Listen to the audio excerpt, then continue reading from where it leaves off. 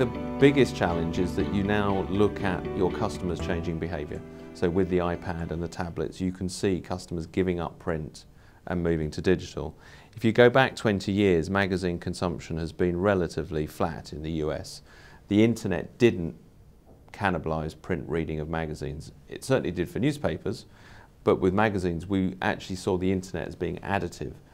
Now, with digital, I think we have to be prepared for substitution and migration of readers away from print. The future is incredibly positive. What we're seeing with the tablet, it's additive. It's bringing in new readers to our brands. It's allowing us to do sampling of content in ways that print doesn't allow us to do. Of the 100,000 people we have that have digital-only subscriptions, 70% are new to The Economist. Digital, and largely driven by the iPad because it's the biggest product, is causing this thing that we call Lean Back 2.0 or Magazines 2.0, and I think it's nothing but positive for us, but as an industry and certainly for us as The Economist, but we have to start dealing with it and reacting to it because it's coming. We fundamentally have to change the way that we think about marketing today, and we do that because of social media.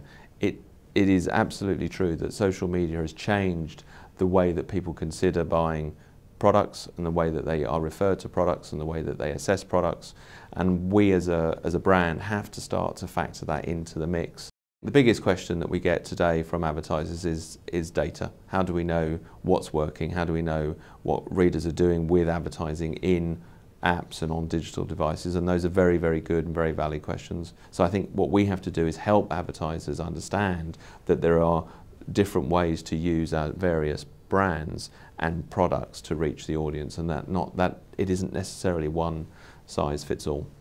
I was quite surprised that actually we got to a point where you could, in an audited way, in a way that actually the industry recognises today, be able to show all of the touch points for us across, or for magazines across all of the properties that we have. So I think it's a very good first step in being able to show people something with the authority of an audit and the ABC, but also in a format that they can feel comfortable that I actually believe all of these numbers that I'm getting, and that they have value because it's been audited and because we understand the methodology behind it. What it'll do, it'll open up a conversation about data without having to justify where it's come from or the authority of the data, and I think if anything it will level the playing field, that actually you can, as a media buyer, compare like with like, that we can say I believe this number represents the same thing for this magazine as this magazine. So again, it's back to transparency, it's back to being able to make decisions based on the same criteria. So I think it will start to move us forward. For me, our customers will start to demand it. I think actually you can resist it, but we will get to the point that the momentum will be that customers, advertisers, marketers are asking for it, and what have you got to hide?